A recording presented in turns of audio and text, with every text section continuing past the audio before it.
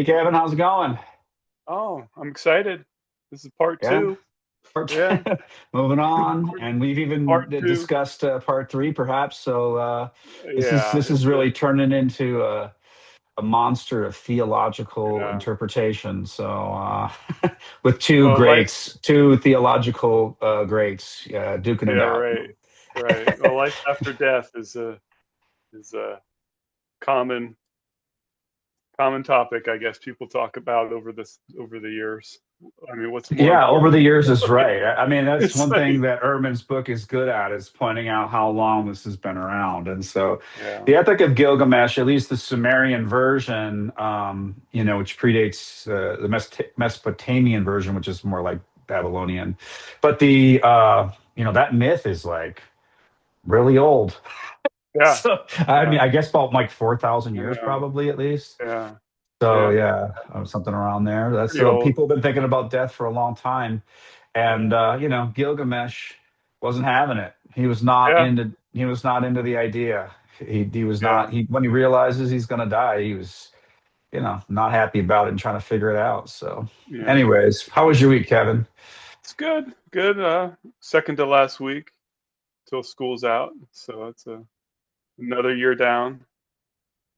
So I'm looking forward to the summer.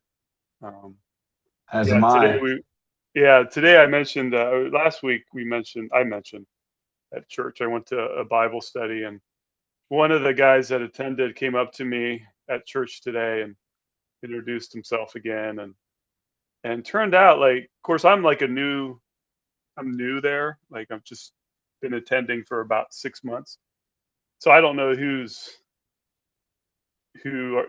visiting or who's been there forever. Right, right. And but he came. He said, like, he's been only going for about like 5 weeks. Hmm. This one gentleman, and he's an older gentleman. And I asked him where he went before, and he went to another like Mennonite church. I forgot the name of it, but it was, went to another Mennonite church about maybe 40 minutes away. And the other person I was talking with asked him, like, well, what brought you here? And he said Trump. He said Trump. You And guys are a bunch of Trump supporters over at there at the well, Mennonite we're not. Church. No, not at the Columbus Mennonite That was a, Church. that was a joke. That was a joke. But it was, yeah, Yeah, I sorry. know. Just want to make sure He's of got a big of Mennonite faction, I'm sure. yeah. I just want to clarify to the audience of one or two, or Yeah, right. That's it. one being my dad. But Yeah. Hey, so, Kevin's and it's dad. growing. Hey, Yeah. thanks for listening, Dad. I love you. Amen. All right. um, anyways, but no, but seriously, and we asked him, like, I think he mentioned he must have grown up there because he said he's gone there for 80 years, and he left because the church became overly political and All MAGA, right. and I was just, and the lady I was talking with too, she's Wait, going so the through church he some. was at before had become, for 80 years, had become Yes, overly MAGA, and it was a yeah, Mennonite church? yeah. Oh, yeah. The What? Mennonite Church. There's quite Okay, I'm very a confused. spectrum. All right. Okay. It's quite a spectrum. I mean, you have old Uh, Mennonite where it's like almost like the Amish, yeah. with no technology, and then you do have everything in between. Yeah, you got Okay. those that are very evangelical, very conservative. Then you have those that are progressive, and yeah, and All right. everything in Did not know between. that. Okay. Yeah, it's crazy, but I was yeah, making you got assumptions, but thank you for doing yeah, the research and letting me know that that's good. yeah. It's interesting. Yeah, but he got emotional about it. I mean, it was, Yeah, it's yeah, miserable. and it's not. And anyways, the lady I was talking with, like, she's gone through some, what we call deconstructing, you Hmm. know, um, and we didn't get into detail, but I mean, we related in that way. You know what I mean? Did you recommend the podcast to her, Kevin? No, I should have. That's what you need to start doing, I buddy. should. I You gotta should get have. it. Okay. I did recommend it to a guy at work, so he seemed Cool. Yeah. excited about listening to it. So we'll see. Um, but what was I saying? Yeah, actually, she just graduated with a master's. Well, she took some classes at the Methodist Church up at 20 up 23, like near Delaware. Yeah, wide variety of Methodists too. That I knew. Oh, But okay, yeah, yeah, yeah. But they were anyway, on the she got her. spectrum big time. Yeah, Oh, do they? Okay, but I think the seminary up in Delaware is pretty progressive. I it think. is. Yeah, I've actually given a talk there, so I know it's very Yeah, progressive. I remember. Yeah, my dad. Hi, Dad. Um, yeah, he's audit some classes there too. I know, but anyways, but she's going for a PhD at Ohio State, and I guess religious studies or something like that. Really? Wow, what's she Yeah. studying? We didn't get into the details. Oh, that'd be my But I first guess question. I there's would not love to like know. there's not like a real like religious studies program. It's within another department or something like Yeah, that. But something that has to do with religion. So gotcha. but yeah. Anyways, yeah. So that was yeah. It's just kind of. I mean, not that there's so many podcasts out there for like people that are deconstructing, and I know I found kind of commonality with a lot of those podcasts, and it's helpful because you don't you think you're alone, and then you find each other online, Yeah, yeah, which is can be a good thing and a bad thing, but I think it's a yeah. good Right. thing. Yeah, yeah, It's like, wait, I'm not alone. Okay. So yeah. Well, yeah. our deconstructing, at least for me, I shouldn't speak for the both of us, is in uh, the service of recovery. So we are recovering, not just deconstructing. Right. Right. So, and one of the highly technical theological ways I like to put it is as a secondary naivete. And I learned this from Paul Ricoeur. Not personally, I didn't actually know Paul Ricoeur, but he was at the University of Chicago before I got there at any rate. And he talked Mhm. about the primary naivete is, the faith that we're, I mean, there's a lot of meanings of it, by the way. It's just like, would be like the literal kind of like, Mhm. for him, he was into literary interpretation, hermeneutics, basically, and so Ricoeur talked about it just in like the when you read it, just the whatever biblical literalists mean by the literal sense, just trying to get like a sense of what the heck is going on or whatever. Mhm. You can compare it to a sort of Edenic location of basically lacking knowledge, in particular, lacking. You haven't eaten from the tree of good and evil yet, so Mhm. you're Mhm. not able to kind of deconstruct at all.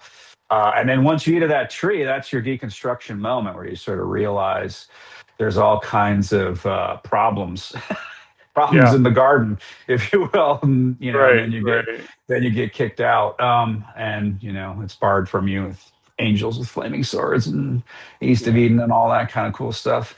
But anyway, the secondary naivete is a kind of return to the garden, but not to the original naivete. So not to the Mhm. original like ignorance. So like a lot of people actually think that faith means like having to ignore things or having to Mhm. like almost adopt an anti-intellectual stance because like philosophers, biblical criticism, those kind of people. And in our case, we're reading Bart Ehrman, who is for all intents and purposes an atheist, although he says he's more on the agnostic side, and we are not. So like I gotta stop talking for you. So Kevin, if I ever do that again and you disagree with what I'm saying, please make sure that you Oh. Okay. correct me or whatever. But I would say I am more on the, I am not an atheist or agnostic or anything like that. I mean, I guess maybe agnostic in some sense of the word, but like, because I think doubt is a very important part of the secondary naivete of of recovering faith that is, I don't know, adult, and when Paul Mhm. talks about, eventually graduating from milk and needing to eat Yeah. meat. That's what we're talking about here. Yeah.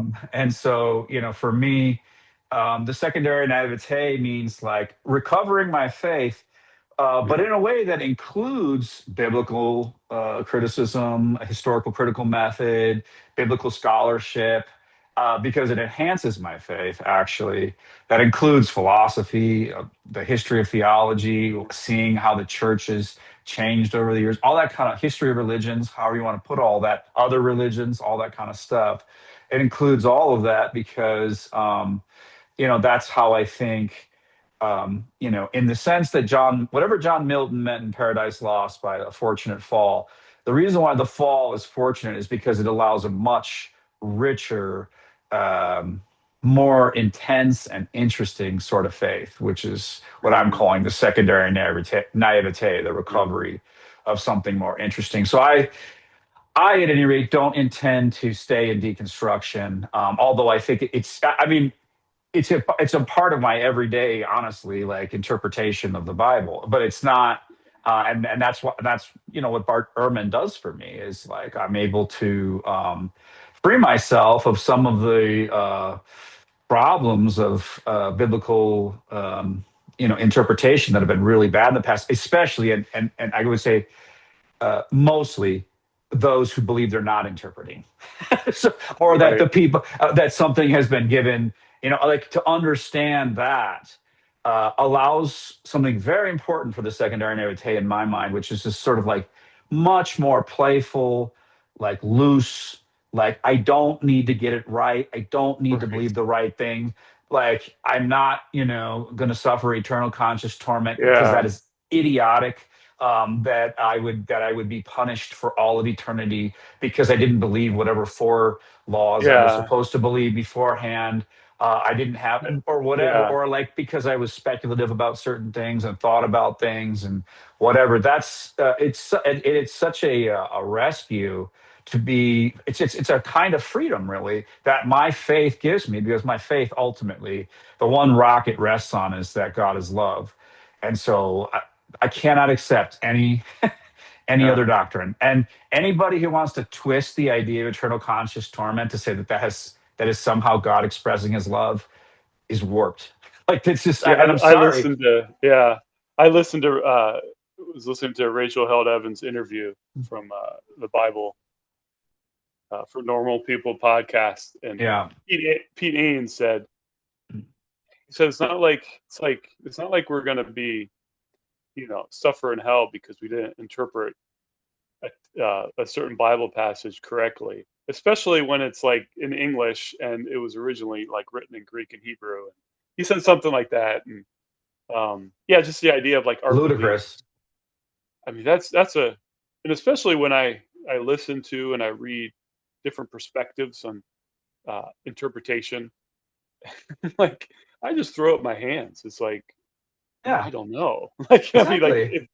I mean, if my eternal conscious torment was dependent upon it, my opinion on the atonement or whatever, like Yeah, I'd be in yeah, trouble. Like that's, uh, and I'm probably average intelligence, and like, I mean, yeah, it's just not. People a lot smarter than me disagree with each other, and yeah, yeah, I think that would be totally. a scary situation. You have to suffer for eternity for having the wrong opinions. Yeah, for sure. So, yeah, And I think last time we mentioned, and you had said that you had wanted me to share a little bit more about um, yeah, my experience, and so a lot of what I was just saying is a part of that. But the a couple instances come to mind. So I was raised, sounds like as you were, but I didn't have the Protestant experience that you did. But I was raised in the Catholic Church, also very strict, like Catholic schools, and went to mass at school, and also went to mass like every Sunday. And I have attention span deficit, and I hated it. So, but like I don't know. It's kind of like when you see all these like trad Catholics or trad people, trad Orthodox people like loving the Catholic Church so much and coming mhm, in and being like, wow, like all the things that they're into, like about it. I'm kind of like, yeah, I guess those things are cool, like,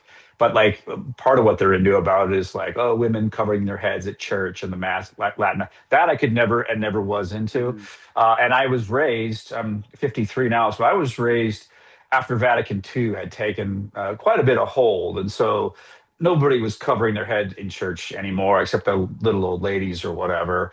And there was a lot of changes, let's say. But one thing that kind of like lingered for whatever reason in my family, at any rate, was this idea of. So we didn't really use. I don't think we actually. I didn't think I heard the terminology "eternal conscious torment" until I met a Protestant. Honestly, I don't know if that is Catholic terminology or not. I cannot remember, but like, the idea is basically the same, like hell, like so. The idea was that, for us, people who weren't Catholic, and going to church every Sunday, were going to hell.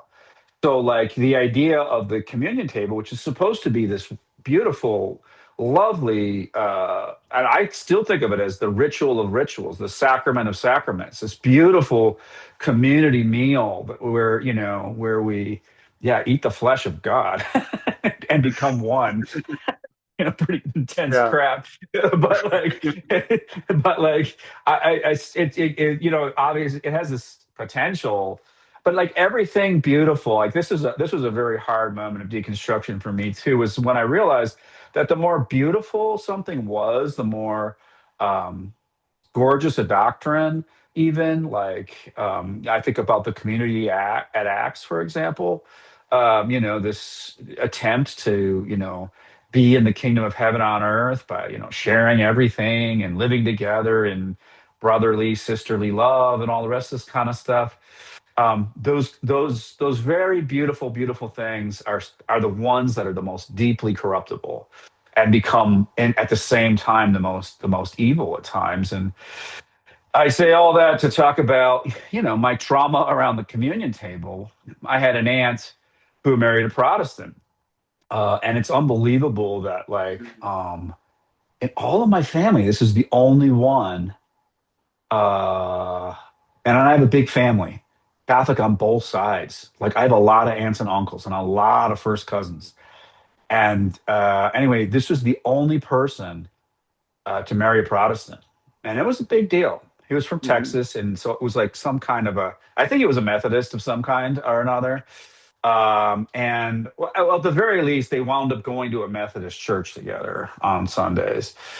And I can remember at their christening, because I don't think they did like infant baptisms in this church, and that was the first Mhm. time I had ever seen something called a christening. Mhm. And anyways, at the christening, my dad was telling me this is not a real baptism, and that's not a real priest, and this doesn't actually count.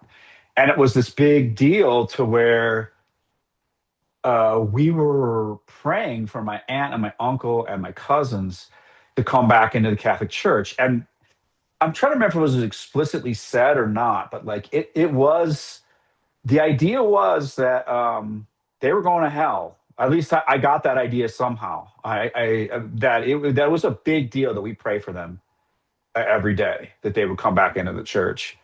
And another like really big deal, even before my cousins were born, was um, at my grandfather's funeral. This was my dad's father and my aunt's father. She was the only one with her husband to not. I don't know if it was she was actually told not to come up or what happened exactly, Mhm. but like, or if she decided not to come up because she knew that she wasn't supposed to. But it's a big deal, the funeral mass for a Catholic. At least I was raised that way. And to not receive communion at your own father's, um, you know, I get a little Mhm. teary even thinking about it now. But at your own father's, funeral mass, man, that Mhm. that burned holes into my brain and soul. Like when I was a kid, at any rate, like of course, I wasn't that young, I guess. Like my grandfather died maybe when I was 16. So, but I was able to think and just realize this is not right.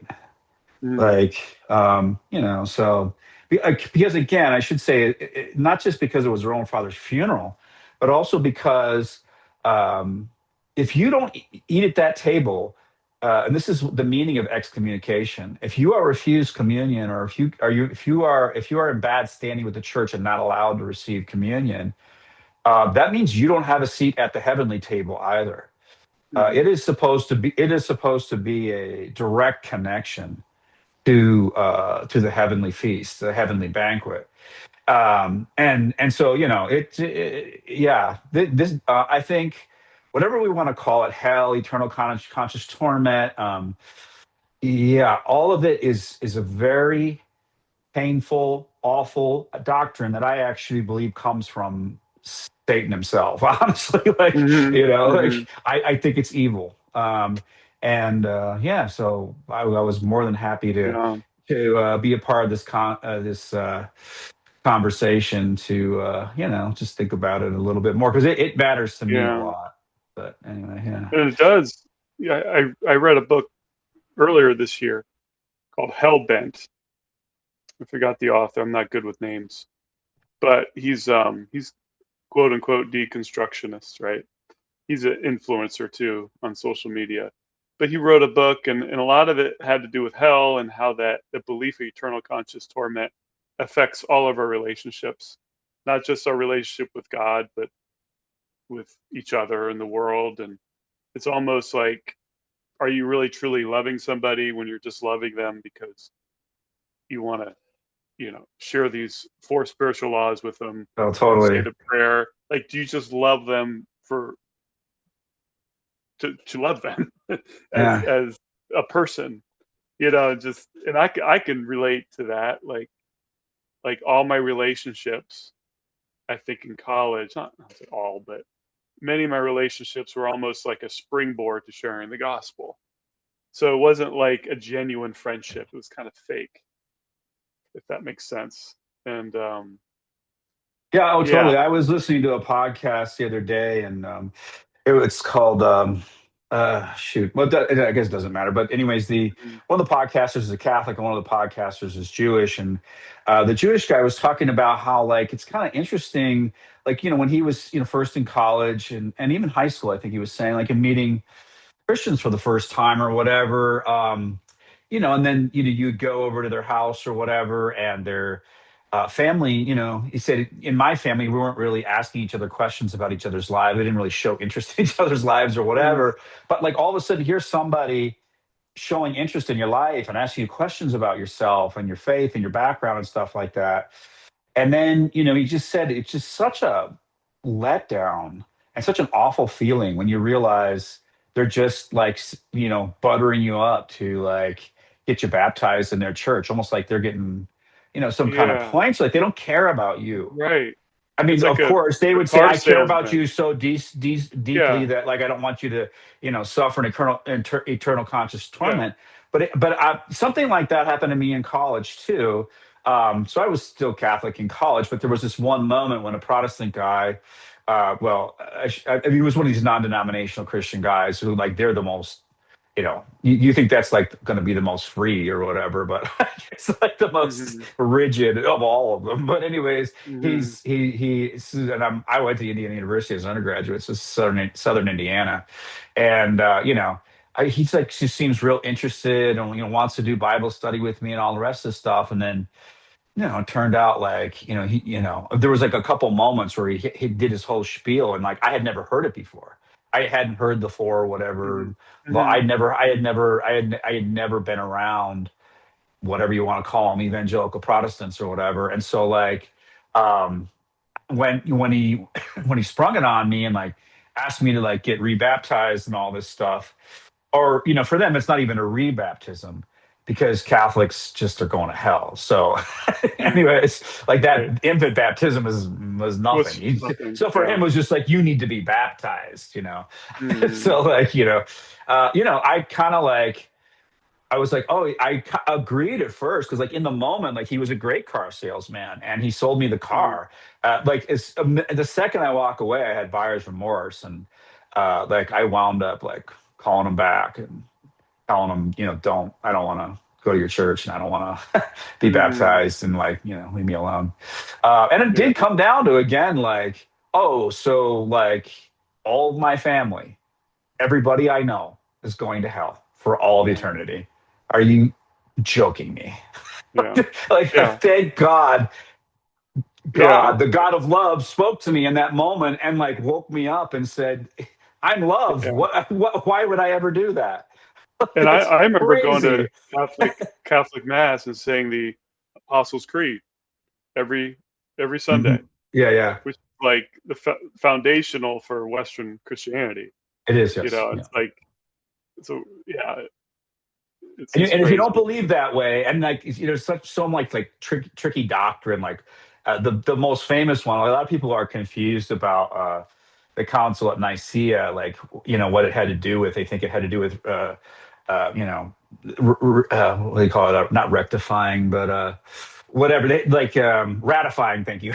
It came to me Mhm. the Bible, but it didn't. It mostly had to do with this line homoousios, which Mhm. basically is about like is Jesus of the same like usio being of Yeah. substance or something like that of God or whatever. It's just like this big stupid argument that if you didn't believe that Jesus was this particular way or whatever, Yeah. you were gonna like burn for all of eternity. And like so Yeah. and then it just was and then that's how we got the Apostles' Creed, like this Yeah. dumb, like and like even today, I've heard this joke on other podcasts. I want to say the Trip Fuller Homebrew Christianity podcast. I think this is one of his jokes, but it's so funny. It's so true. He's like, anybody who ever taught you the Trinity basically taught you a heretical version of it because it's so hard to even get it right. So that Mhm. Mhm. like he was saying, like anybody who taught you, is like, three different, the way it was taught, like by what some Irish priest when I was a kid was like, he brought in like the a three-leaf clover or whatever. It's like this, Oh, whatever. It's like it's so tricky to get like how do they subside in each other like they're three yeah. persons in one substance or like what whatever the hell. It's like Yeah. anybody who teaches the Trinity at like any Sunday school anywhere is this is Trip Fuller's joke. It's just Right. like a heretic basically teaching Yeah. it in some kind of like Yeah. corrupt way because you have Yeah. to try to like teach a kid what the heck is being even talked about. So Right. Yeah, one I've heard was like water, H2O, you know, oh solid, right, the liquid, three gas states, kind yeah. of thing. Yeah. Yeah, which is Yeah. yeah. There's heretical ways of taking it and correct ways of Oh, taking of it, but course. And yeah. yeah. But it's funny though, even though like even when you become a part of a church, then it becomes like finding someone to disciple or being discipled kind of thing. And so that turns into like a car salesman type thing. Like I'm just your friend because I'm going to disciple you, and that's what I'm commanded to do. And It's almost it's like in almost their like mind they get points for it too. sort of, yeah. It's like, oh, I'm mature, and just like I have my disciples, and I'm teaching them, I've got and how many so it's like, saves you got? Yeah.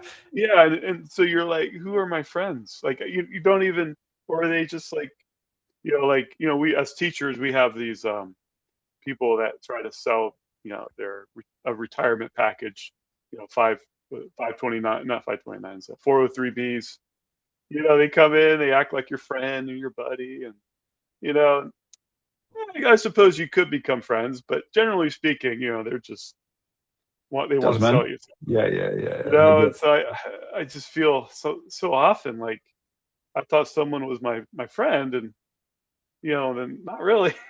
They really yeah. weren't. I mean, we're yeah, but definitely like the doctrine of hell can really just mess up you psychologically and relationally. Because I regret maybe just not forming more friendships with people outside, you know, my It way of limits thinking. so much. Like Yeah, yeah. Because and everything is a danger too. Like someone's gonna like right. pull you into sin and all the rest of this kind of crap. And so Yeah, then you start thinking like a normal argument or conversation, whatever, of disagreement. It's like, oh God, it's Satan speaking, trying to pull me into hell. I remember I started right. like a little prayer group when I was an undergraduate too. I've always like had little like Bible study groups or whatever, but like they've been like totally open, like heretical things. And so like we had a pastor come in who was from a very liberal Methodist church, and he was teaching us like um, Christian meditation, I guess.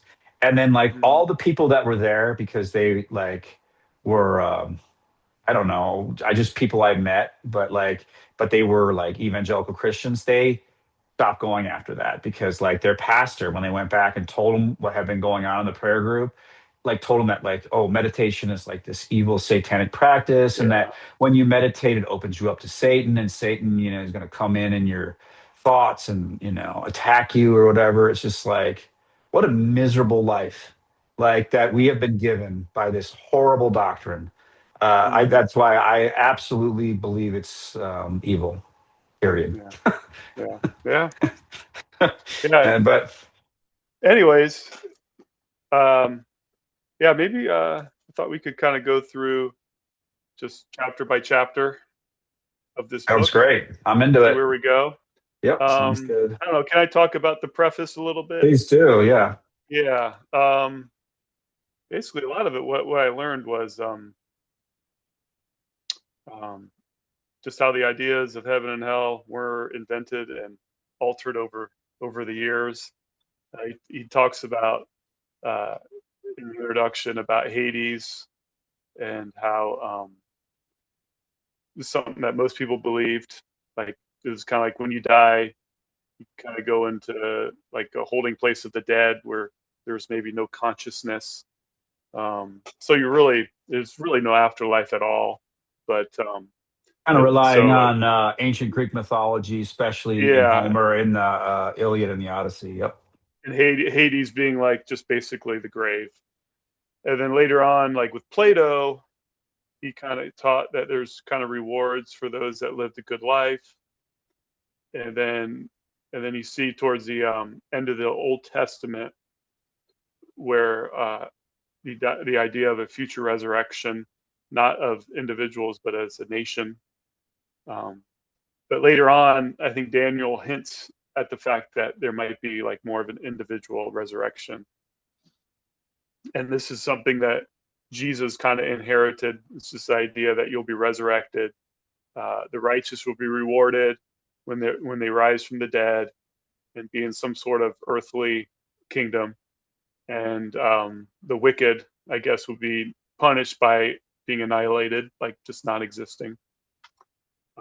But then just later on, after Paul, after the New Testament canon, no, actually, no, wait, no, actually, then Paul came up with the idea, or he didn't come up with it, but he does talk about, um, well, when you die, like you don't go to heaven, you're just awaiting your resurrection. But Paul seemed to think, well, maybe when you die, your spirit kind of goes up to heaven and you're with Christ awaiting your resurrection. So it's kind of a temporary state before you're resurrected. Um, and then yeah, eventually in the third, fourth century, Christians kind of came up with the idea of like, well, the wicked should not just be annihilated, but somehow be tortured forever. And just the concept of heaven and hell has It been was earlier than that, ruled out. actually. It was the early church fathers. Like one of the things in like Tertullian, for example. Okay, So second century. What are the second joys? century. One of the joys of heaven was you get to watch the damned being tortured from the edge of heaven. Right, right. It's really, Especially the persecutors, I guess. Maybe that. yeah, that's Yeah, right. Yeah, yeah. because of the Christian martyrs at that Because time. right. Mhm.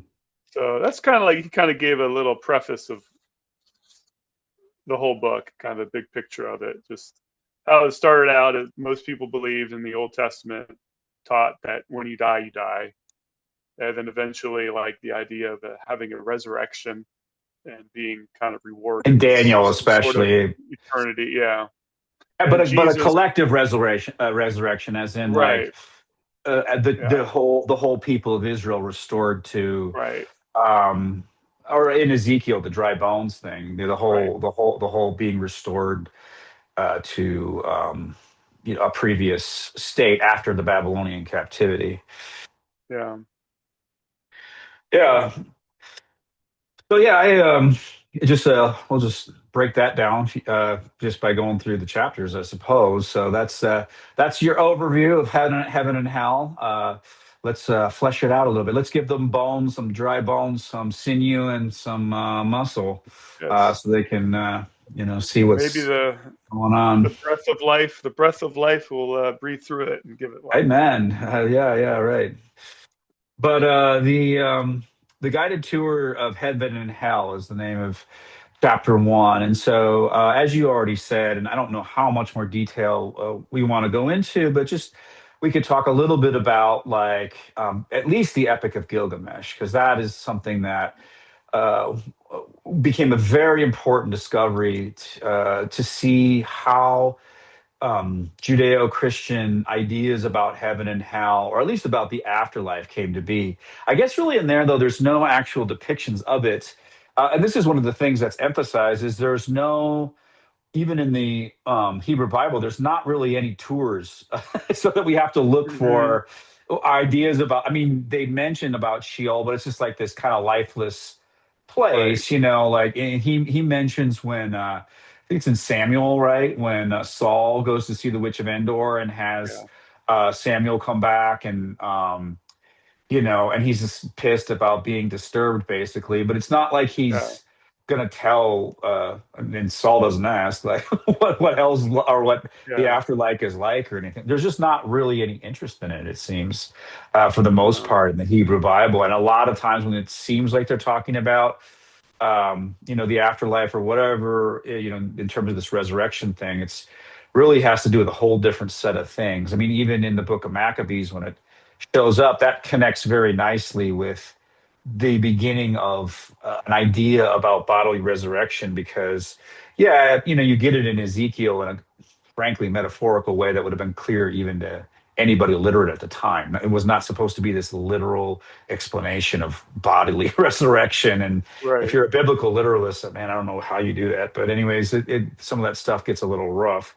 But And he so did he go yeah, he ahead. did mention Bart Ehrman mentioned that obviously the people that are writing this stuff and reading it are very a small percentage of the population of the earth. Most were not literate, and like it's hard to get to like what do they really What? believe? Yeah, exactly. He had no What's idea. the common person Yeah, believe? And there's no record of it. you can look at like headstones or whatever, That's and right. Yeah, yeah, yeah. There's very and little you get both. information. Yeah, yeah. And You you get get both. I think he said No you get both univocal voice, of right? yeah, Yeah, no univocal voice. Like some are just I'm dead, or I'm dead and enjoying a some sort of blissful afterlife. So yeah, it's kind of hard to figure out what kind of has filtered down to just right. the normal person. So in order Figure to out get what an they believe. idea, maybe an idea of what people would have thought, you have to look at, what the region thought, because Right. uh it's not really in the text there. So there does Mm. seem to be a belief in necromancy, which is specifically exactly what happens with Saul when he, sees the witch of Endor. So Necromancy. I've heard that word before. What is? yeah, so the necro part is just like dead or whatever, and then Okay. the and then the pardon me, the Mancy part is like consulting with the dead, is specifically to make a prediction, which is what Okay. to get information of some kind for I mean, prophets kind of make a shift in the ancient Near East and around the time of Saul, I guess, from people that make predictions. So he seems to resurrect Samuel to get a prediction, and like Samuel's like, Mm. "Yeah, dude, you're done," or Yeah. whatever. Yeah. Like David, I Right. mean, it's clearly from a biblical scholarship perspective, it's clearly like um, pro Davidic propaganda. It's like written into the text, like Okay. Yeah. yeah, Yeah. yeah. So I mean, so yeah. But anyway, the idea is that like so here's one idea we have. There is a way to like contact dead people because according to their belief system at the time in that area, ancient Near East, Levant, whatever, they and that was like through necromantic practices or whatever. So that Yeah. but it was like waking them up from a sleep. It wasn't like Yeah. pulling them Yeah. away from Sleep. some place they could describe Yeah. or talk about in any kind of a way or whatever. So, Yeah. and then, so once, after the Greek satrapies are set up after Alexander, you get some like kind of like mapping of Sheol onto Hades. But until that time, like, it doesn't really seem like they thought of even, Hades. But again, there again, in the Iliad and the Odyssey, the contact with the dead again is to like get the blind prophet Tiresias or whatever. The Hmm. idea is to like get a prediction about the future. It's like the description of Hades itself is almost like beside the point. So there's no real like idea even of like what's going on there, like except that you get these really kind of gnarly descriptions of like the dead like lusting after blood so they could come back to life or whatever. And that's actually how a lot of the necromancy in the Iliad and the Odyssey, or in, let's just say, Greek mythology, is performed, is by like like rituals that involve tempting the dead with your blood or whatever. There certainly was ancestral worship to a degree, seems like, where Hmm. people were, had altars to the dead, fed the dead in those kinds of ways. There's tons of archaeological evidence of people. This is going to sound strange nowadays, but people like keeping like the skulls of their dead relatives like in the house, or at least Hmm. burying the dead in the house, and that. So there was like consideration about the dead, but there was not really any idea about what. There's no theological description. There's certainly no like. There starts to be a little bit, and he points out in that chapter, of an idea that you can do certain things to not go to Hades or not, Yeah. so Yeah. like Weren't there certain some people people get that were elevated, very like few. war heroes or something, or some great Yeah. philosopher who would go to a special part of Hades or something, which is not or just or even nothing. the get to go to like the Elysian Fields or to Mount Olympus or whatever. I forget who it was. It wasn't Achilles. Achilles went to Hades because he went crazy. But like somebody, was it Hercules maybe? But he was already half of a god. You could do things right now. I just can't remember. But like I think there Yeah. was a couple of people that were just so cool Right. that they just Right. they got to They just go with the gods or got whatever. They didn't. they They got were made the immortal. the backstage pass or something. Yeah. But for the most part, nobody had any hope of that. And Right. again, take it close. I mean, closer to we're still in the Mediterranean, but closer to the Levant. So that this is the whole point of Gilgamesh is that it shows that this guy had a concern about the afterlife. But just that he didn't want to die because his life was awesome. He got to like sleep with all the women of the Hmm. village, like kill the bull of heaven, whatever. He just got to do all kinds Hmm. of stuff. Hmm. That was just super awesome. So like and he had his friend Enkidu, and then his poor old Enkidu passed away, and it was like that's when he realized that he was gonna die, and nobody can avoid it. So Yeah. he, has to go like there's different versions. But Yeah. you find somebody at the who found the immortality. I think is it it's what's a Noah figure, I know for sure.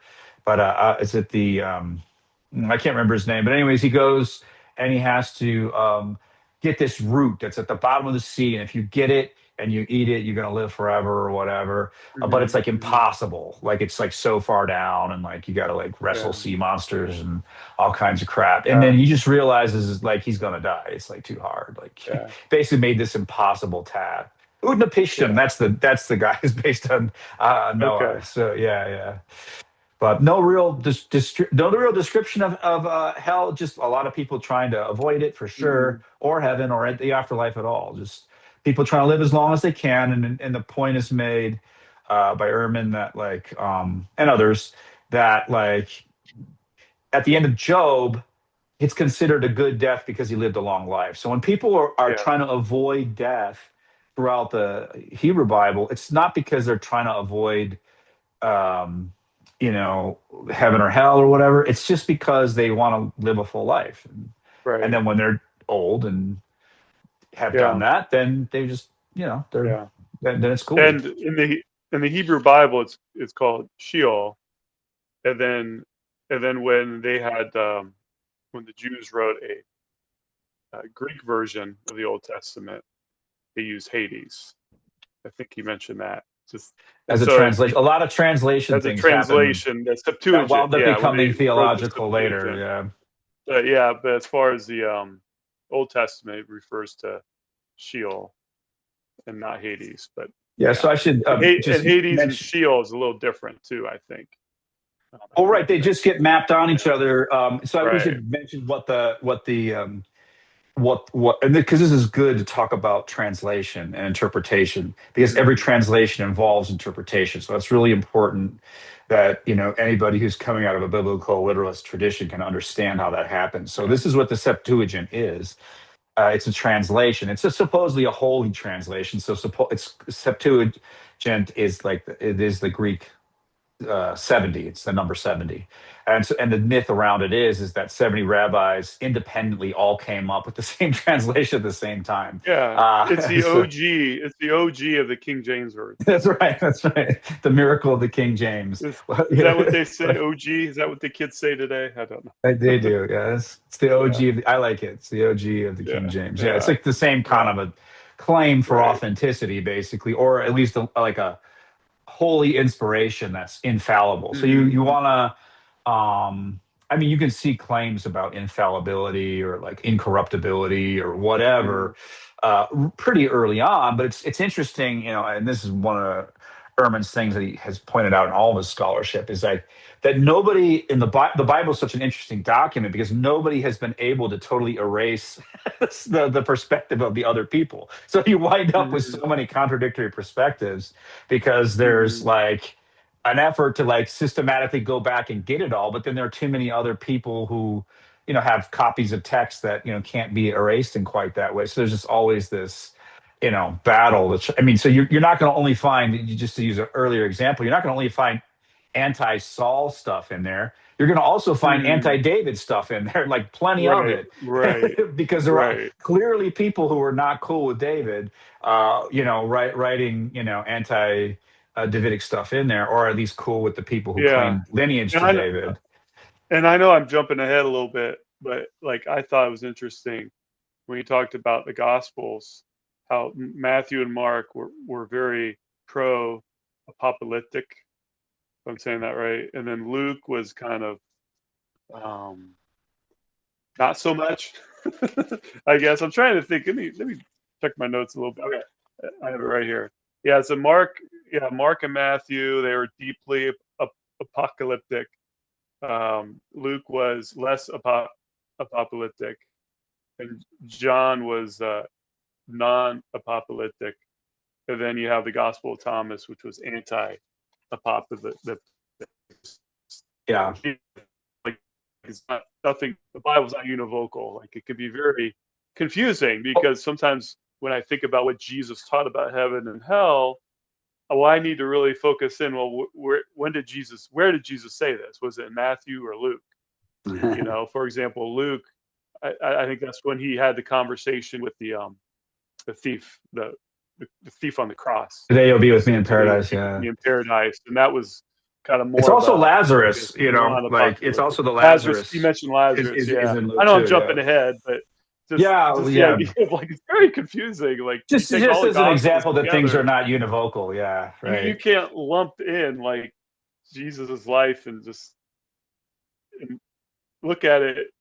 You have to look at it specifically in each gospel, like how the gospel writer is trying to portray Christ, and That's just when you right. mix it all together, it's not always accurate because it's different voices, if that makes sense. Well, the point of accuracy almost becomes more of a point of like a conversation. Here are different Yeah, points, and that what we're being taught, I think, is more how these conversations happen, so that we can also have these conversations. What's blessed to me is the community that's in conversation about it, not yeah, like the text is not God. This is something we have to tell biblical literalists all the time. Like the text is showing us how people talk about this and work together to come to ideas together as a community, even when they're in conflict, and sometimes they just stay in conflict. But um, let's yeah, I mean, let's try to wrap it up just by backing up a little bit to the ancient sources,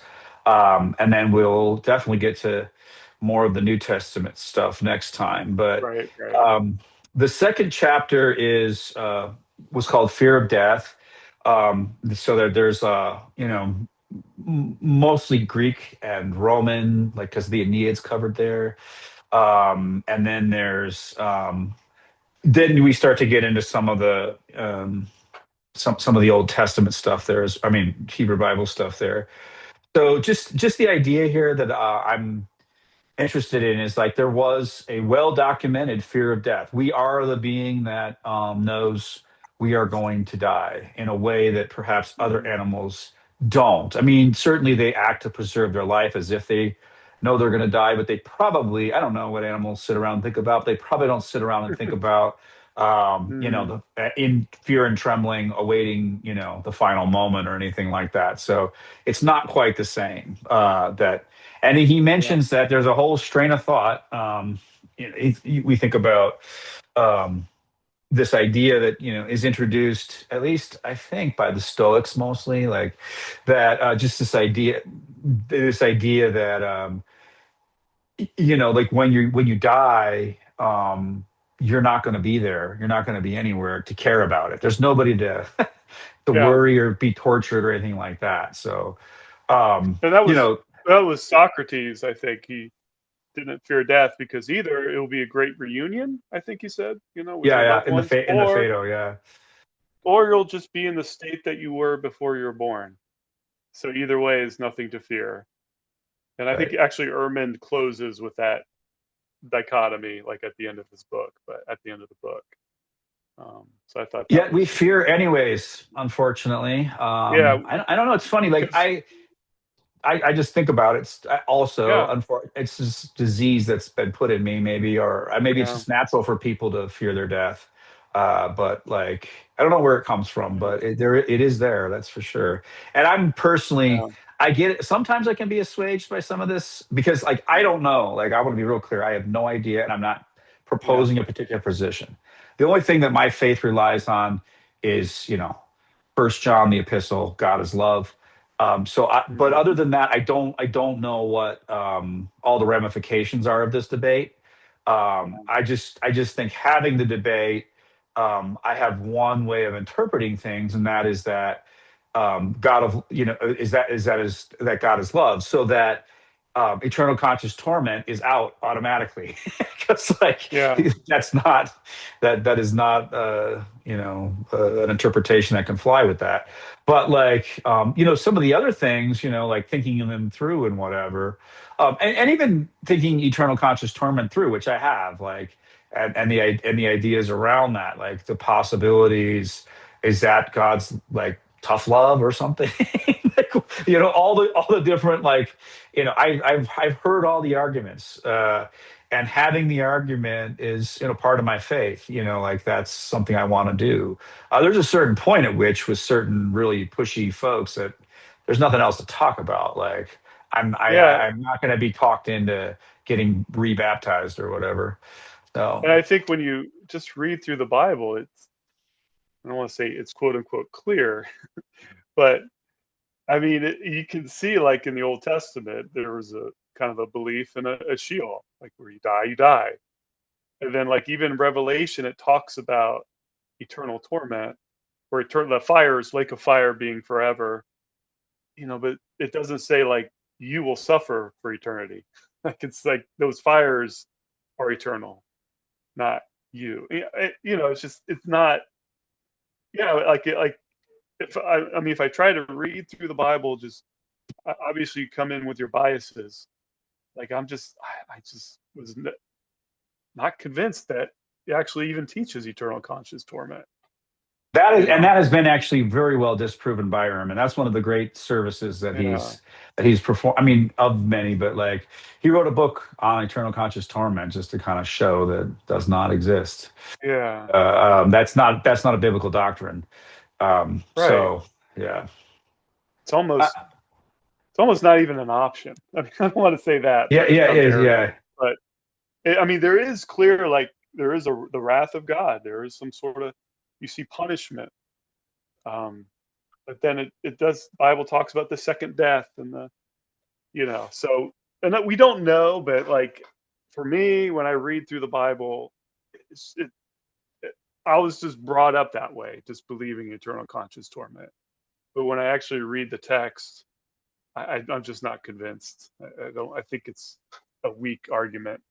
yeah, So yeah, for sure. yeah, And even I guess I can say this in closing, and then I'll ask you for any closing thoughts. But what Ehrman does very well here is show like how different human motivations. So the first motivation is this fear that is either naturally in us or we're taught or something, but we have, so that's the first sort of motivation to want to know, is this yeah, kind of like, wow, what happens after that? And he very nicely points out like, we can't, it's unimaginable. And basically every, philosopher ever like said, who wasn't using mythology to explain something, would say like, yeah, it's an unimaginable state. There's no, this is the one thing we can say is like, and this is why the one thing I will say about, my doctrine of the afterlife is I do not know. Um, mm, but my faith is that a loving God has got something going on, but I don't know what it is.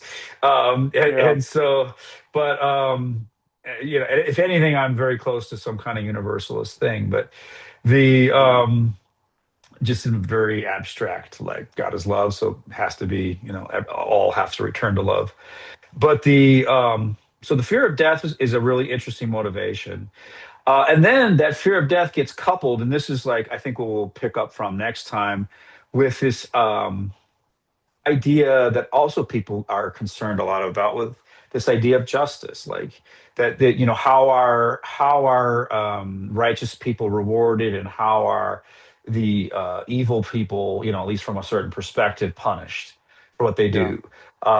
And so you have this sort of a Ecclesiastes or Koheleth moment in which you have um, this question of like, okay, so does the rain fall and the sun shine on the good and the bad equally or not?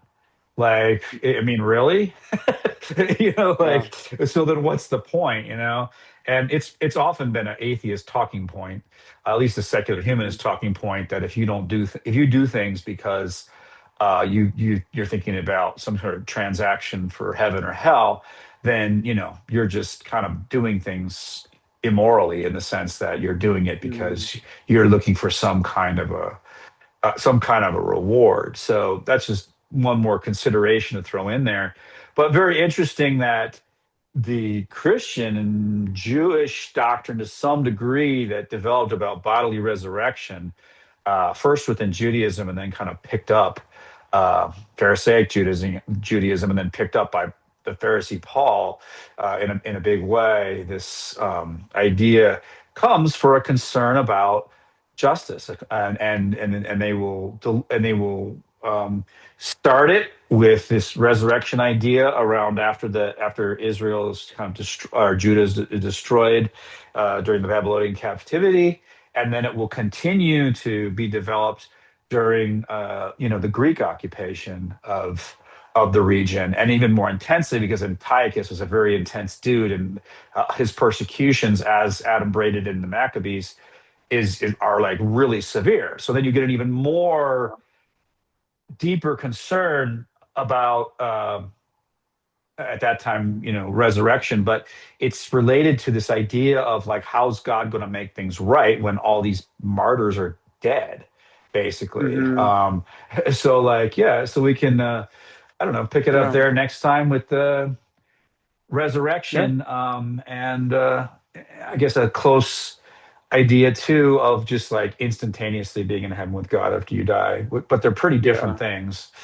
So those are the yeah, two versions that people, no, almost no biblical literalist, evangelical, whatever Christians believe in, like that people are going to like come out of the grave and like be reanimated. I mean, it's actually the reason why Catholics up until now, this is very recent change, uh, thought cremation was illegitimate is because they were waiting for an Yeah. actual bodily resurrection. So Right. Right. anyway, Yeah. any last Yep. thoughts, Kev? Or Yeah. I was just reminded of a verse: "Perfect love casts out fear, for fear has to do with punishment." So I think when we talk about fear, like which we all have, just realize that perfect love, I think, in the form of Christ, can drive out that fear. Yeah. So. amen. Yep. All right. So All right. with that, I will talk to you soon, bud. Part three. Okay.